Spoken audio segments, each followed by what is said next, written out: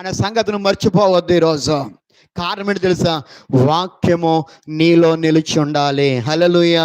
అందుకే దావీదు అన్నాడు, ప్రభువా నా ప్రాణమా ఆయన సన్నిధించు, నా ప్రాణమా ఆయన గొప్ప చేయి, నా ప్రాణమా ఆయన చేసిన ఉపకారాలు దేన్ని కూడా మర్చిపోవద్దని దావీదు ఎందుకు అంతగా ప్రార్థన చేస్తానంటే తన అనుభవాలన్నీ తన ప్రాణంతో పంచుకుంటున్నాడు. ఎందుకు తెలుసా?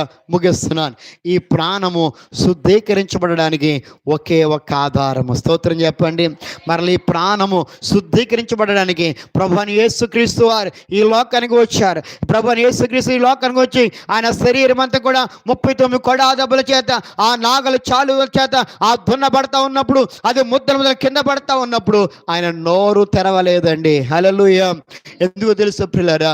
మనకున్న పాపము క్షమించబడాలి, మన మీద ఉన్న శాపము క్షమించబడాలి, మన దోషములు క్షమించబడాలి, మన సంకటములు క్షమించబడాలని యేసయ్య ఆ కలవరి శిలువలో 39 కొడాదెబ్బలు కాచిన నిబంధన రక్తము చేత ఈరోజు దేవుడు నిన్ను నీతిమంతులుగా మార్చాడు. గట్టిగా చెప్పకూడదు, దీన్ని మహిమపరచేద్దాం.